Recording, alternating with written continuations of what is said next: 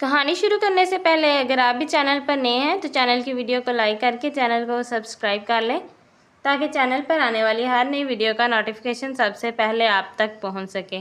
اس طرح کے مزید اور جنگل ایڈونچرز، ٹارزن کہانیاں، زمرد کہانیاں دیکھنے کے لیے چینل کو سبسکرائب کر کے نوٹیفیکیشن ضرور آن کریں۔ تو آج کی کہانی پیش خدمت ہے امرو اور جن نگری۔ امرو اپنے خیمے میں داخل ہوا تو خیمے میں ایک کرسی پر بیٹھے ہوئے شہزادہ فہد کو دیکھ کر بے اختیار چونک پڑا۔ شہزادہ فہد کرسی پر سر جھکائے خاموشی سے بیٹھا گہرے خیالوں میں کھویا ہوا تھا۔ ارے شہزادہ فہد، آپ یہاں؟ امرو نے حیرت زدہ لہجے میں کہا، اور اس کی آواز سن کر شہزادہ فہد بے اختیار چونک کر اس کی طرف دیکھنے لگا۔ پھر امرو پر نظر پڑتے ہی اس کے چہرے پر مسرت کے تاثرات نمایاں ہو گئے۔ وہ تیزی سے اٹھا اور ہاتھ پھیلا کر امرو کی طرف بڑھ آیا۔ امرو بھائی، تم آ گئے، میں تمہارا ہی انتظار کر رہا ہوں۔ اس نے آگے بڑھ کر امرو کے گلے لگتے ہوئے کہا۔ امرو بھی اس کے گلے لگ گیا۔ دونوں بڑے پرتپاک انداز میں ایک دوسرے سے ملنے لگے۔ آپ یہاں اچانک کیسے آ گئے شہزادہ حضور؟ آنا ہی تھا تو مجھے اطلاع بھجوا دیتے، میں آپ کے استقبال کے لیے کوئی بندوبست کر لیتا۔ امرو نے کہا، میں اچانک تمہارے پاس آ کر تمہیں حیران کرنا چاہتا تھا امرو بھائی۔ یہاں آیا تو پتہ چلا کہ آپ سلام کرنے کی غرض سے سردار امیر حمزہ کے خیمے میں گئے ہوئے ہیں۔ چنانچہ میں آپ کے انتظار میں یہاں رک گیا۔ دربانوں کو میں نے منع کر دیا تھا کہ وہ آپ کو بھی ابھی میرے بارے میں نہ بتائیں۔ شہزادہ فہد نے مسکراتے ہوئے کہا، اوہ، تو آپ اچانک میرے سامنے آ کر مجھے ڈرانا چاہتے تھے؟ امرو نے جواباً مسکرا کر کہا، ارادہ تو میرا یہی تھا، مگر میں بیٹھا اپنے ہی خیالوں میں گم ہو گیا تھا، مجھے تمہارے اندر آنے کا پتہ ہی نہیں چلا تھا۔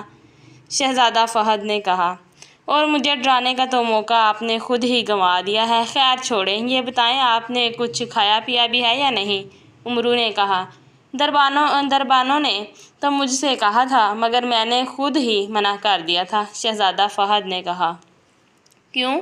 کیا آپ کو بھوک پیاس نہیں لگتی؟ امرو نے کہا، بھوک پیاس تو لگتی ہے، مگر یہاں آنے سے پہلے میں سالار عبداللہ کے پاس گیا تھا، اس نے مجھے خوب کھلا پلا کر بھیجا ہے، اب حلق میں پانی کا ایک قطرہ بھی اتارنے کی گنجائش نہیں ہے۔ شہزادہ فہد نے کہا، سالار عبداللہ کے پاس کیوں گئے تھے؟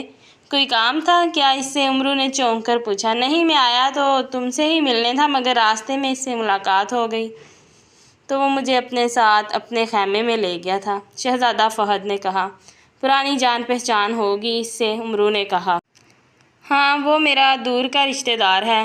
شہزادہ فہد نے اس بات میں سر ہلا کر کہا، مجھ سے کوئی کام ہے یا یوں ہی سیر و تفریح کے لیے آئے ہیں؟ امرو نے کہا، سیر و تفریح؟ اوہ نہیں، میں تو انتہائی اہم سلسلے میں تم سے ملنے کے لیے آیا ہوں۔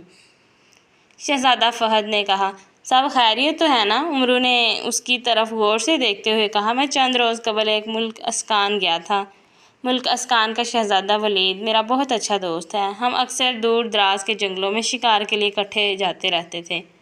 کبھی شہزادہ ولید میرے پاس آ جاتا تھا اور کبھی اسے لینے میں ملک اسکان چلا جاتا تھا۔ اس مرتبہ بھی میں پوری تیاری کے ساتھ گیا تھا کہ شہزادہ ولید کو ساتھ لے کر کسی جنگل میں جاؤں اور وہاں جا کر شکار کھیلا جا سکے، لیکن آج میں ملک اسکان پہنچا تو مجھے پتہ چلا کہ شہزادہ ولید ایک عجیب و غریب اور انتہائی خطرناک بیماری میں مبتلا ہے۔ دنیا کے بڑے بڑے حکیم اس کا علاج کر چکے ہیں، مگر شہزادہ ولید کے علاج سے مایوس ہو کر وہ سب واپس جا چکے ہیں۔ ان سب کو متفقہ فیصلہ ہے کہ شہزادہ ولید جس بیماری میں مبتلا ہے، اس بیماری کا علاج ممکن ہی نہیں ہے اور شہزادہ ولید بہت جلد ہلاک ہو جائے گا۔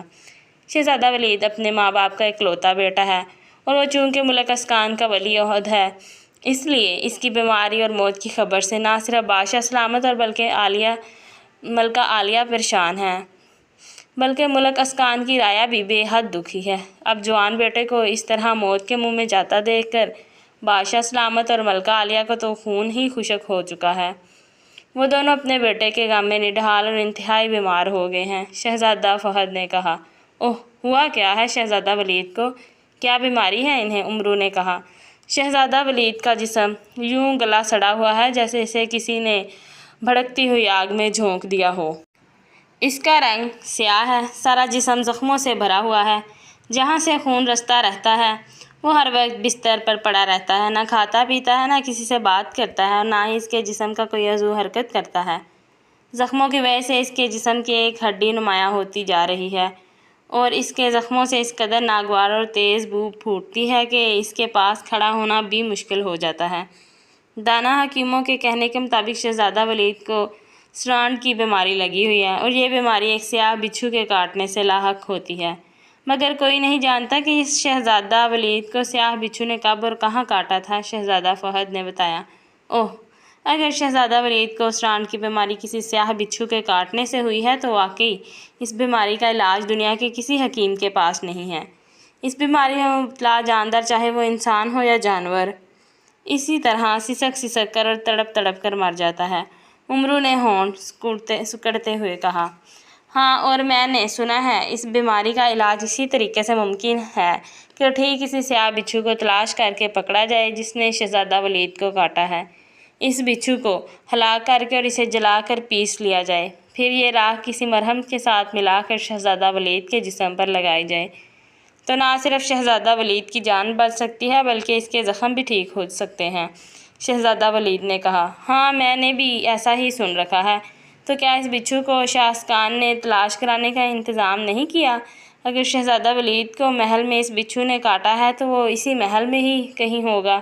سرانڈ کی بیماری میں مبتلا کرنے والا سیاہ بچھو جب بھی کسی جاندار کو کاٹتا ہے تو اس جاندار کو بیمار کرنے کے بعد خود بھی بیمار ہو جاتا ہے۔ اگر وہ زمین میں بھی گھس جائے تو اس میں اتنی سکت نہیں ہوتی کہ وہ زیادہ گہرائی میں جا سکے۔ اس سیاہ بچھو کے بارے میں مشہور ہے کہ اس کی بیماری تب ہی ختم ہوتی ہے جب اس کا شکار ہلاک ہو جائے، ورنہ وہ نیم بے ہوشی کی حالت میں ایک ہی جگہ پڑا رہتا ہے۔ امرو نے کہا، حکیموں نے بھی بادشاہ سلامت کو ایسی ہی باتیں بتائی تھیں۔ بادشاہ سلامت کے حکم سے محل، پائیں باغ اور ارد گرد کے بہت سے حصوں کو اکھاڑ اور چھانا گیا تھا، مگر اس سیاہ بچھو کا کہیں پتہ نہیں چلا۔ پھر سب سے اہم بات یہ تھی کہ کوئی یہ نہیں جانتا تھا کہ سیاہ بچھو نے شہزادہ ولید کو کہاں کاٹا تھا۔ اس سیاہ بچھو کے بارے میں یہ بھی تو کہا جاتا ہے کہ اس کے کاٹنے کا کسی کو علم بھی نہیں ہوتا اور اس کا زہر بھی 2-3 دن کے بعد اپنا اثر دکھاتا ہے۔ شاید شہزادہ ولید کے ساتھ بھی یہی ہوا ہے، وہ کسی اور جگہ گیا ہو اور وہاں اس سیاہ بچھو نے اسے کاٹ لیا ہو۔ اب ان 2-3 دنوں میں شہزادہ ولید کہاں کہاں گیا تھا یہ تو وہی جانتا ہے۔ ایک چھوٹے سے سیاہ بچھو کو پورے ملک میں تلاش کرنا کیسے آسان ہو سکتا ہے؟ شہزادہ فہد نے کہا، ہاں، یہ تو ہے۔ امرو نے اس بات میں سر ہلاتے ہوئے کہا، میں نے خود شہزادہ ولید کی حالت دیکھی تھی۔ شہزادہ ولید کی حالت واقعی بے حد خراب ہے، اسے دیکھ کر میں بھی دکھی ہو گیا تھا۔ شہزادہ فہد نے مغموم لہجے میں کہا، دکھی ہونا ہی تھا، ظاہر ہے اس کی بیماری ہی ایسی ہے۔ امرو نے اس بات میں سر ہلا کر کہا، حکیموں کے حساب کتاب کے مطابق شہزادہ ولید کی زندگی زیادہ سے زیادہ اب 10 دنوں کی باقی ہے۔ 10 دنوں کے بعد وہ ہر صورت میں ہلاک ہو جائے گا۔ ان 10 دنوں میں اگر سیاہ بچھو کہیں سے مل جائے تو شہزادے کی جان بچ سکتی ہے، ورنہ شہزادہ فہد نے مایوسی سے کہا، اللہ کرے ایسا ہو جائے۔ شہزادہ ولید بے حد نیک اور عوام دوست شہزادہ ہے، رعایا کی دعائیں یقیناً رنگ لائیں گی اور شہزادہ ولید کی جان بچ جائے گی۔ امرو نے کہا، اللہ کرے ایسا ہو جائے۔ شہزادہ ولید بے حد نیک اور عوام دوست شہزادہ ہے، رعایا کی دعائیں یقیناً رنگ لائیں گی اور شہزادہ ولید کی جان بچ جائے گی۔ امرو نے کہا، شاہ اسکان نے تو ہر طرف اعلان کرا دیا ہے کہ جو بھی سیاہ بچھو کو تلاش کر کے لائے گا جس نے شہزادہ ولید کو کاٹا ہے تو وہ انہیں ایک بہت بڑا خزانہ انعام میں دیں گے۔ شہزادہ فہد نے کہا، خزانہ؟ امرو نے چونک کر کہا، ہاں، بادشاہ سلامت کے پاس نیلے ہیروں کا خزانہ ہے جو بڑے انگوروں جیسے ہیں۔ ان ہیروں کی تعداد 1000 سے بھی زیادہ ہے۔ بادشاہ سلامت نے کہا ہے کہ سیاہ بچھو کو ڈھونڈ کر لانے والے کو وہ اپنے پاس موجود تمام نیلے ہیرے دے دیں گے۔ شہزادہ فہد نے کہا، اوہ، کیا آپ سچ کہہ رہے ہیں؟ کیا واقعی بادشاہ سلامت سیاہ بچھو لانے والے کو نیلے ہیروں کا خزانہ دے دیں گے؟ امرو نے انتہائی مسرت بھرے لہجے میں کہا، ہاں، اس کے لیے تو ملک اسکان میں باقاعدہ نکارچی اعلان بھی کرتے پھر رہے ہیں۔ شہزادہ فہد نے کہا، اوہ، اگر اس سیاہ بچھو کو میں کہیں سے ڈھونڈ کر وہاں لے جاؤں تو کیا بادشاہ سلامت نیلے ہیروں کا خزانہ مجھے دے دیں گے؟ امرو نے بے تابی سے پوچھا، بالکل، بادشاہ سلامت کا اعلان ہر خاص و عام کے لیے ہے۔ شہزادہ فہد نے مسکراتے ہوئے کہا، वो उमरू के चेहरे को बदलता हुआ रंग गौर से देख रहा था। इसके अंदाज से साफ मालूम हो रहा था कि इसने ख़जाने वाली बात उमरू को रुझाने के लिए जानबूझकर की थी, और ख़जाने का सुनकर उमरू का रंग वाकई पके हुए टमाटर की तरह सुर्ख हो गया था। शहज़ादा वलीद जिस कदर नेक, राया परवर और रहम दिल इंसान है, इसकी जान वाकई बचनी चाहिए। वो अपने माँ बाप का इकलौता बेटा है। खुदा ना खास्ता इसे कुछ हो गया तो इसके माँ बाप का क्या हाल होगा। वो दोनों तो जीते जी मर जाएंगे। उमरू ने बड़े हमदर्दाना लहजे में कहा। हाँ उमरू भाई, इसीलिए तो मैं आपके पास आया हूँ। अगर आप कोशिश करें तो शहज़ादा वलीद की जान बचाई जा सकती है। नेक और रहम दिल शहज़ादे की जान बचाने से आपकी नेकियों में इजाफ़ा तो होगा ही, इसके साथ साथ आपको बादशाह सलामत की तरफ से नीले हीरों का जो ख़जाना मिलेगा वो आपके शायान शान होगा। मेरी दिली ख्वाहिश है कि नीले हीरों का ख़जाना आपको ही मिले। शहज़ादा फ़हद ने मुस्कुराते हुए कहा। वो तो ठीक है, मगर मैं इस स्याह बिच्छू को कहाँ तलाश करूँगा और कैसे न जाने और वो कमबख्त कहाँ छुपा बैठा हो। उमरू ने सर झुकाकर कहा।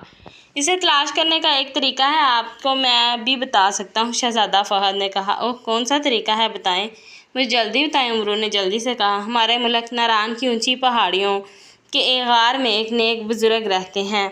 मैं मुल्क अस्कान से वापस आकर इस नेक बुज़ुर्ग के पास गया था। मैंने इन्हें शहज़ादा वलीद की बीमारी का अहवाल बताया तो उसने कहा था कि जिस स्याह बिच्छू ने शहज़ादा वलीद को काटा है, इसे ज़मीन से बाहर लाने का एक ही तरीका है, और वो ये है कि शहज़ादा वलीद के कमरे में सितारा फूल ला कर रख दिया जाए। जैसे ही शहज़ादे के कमरे में सितारा फूल ला कर रखा जाएगा, शहज़ादे के कमरे में इसके ज़ख्मों की सरांड की जगह वहाँ तेज़ खुशबू फैल जाएगी, और वो खुशबू पूरे महल में फिर पूरे मुल्क में फैल जाएगी, यहाँ तक कि इस फूल से निकलने वाली खुशबू ज़मीन के अंदर भी चले जाएगी।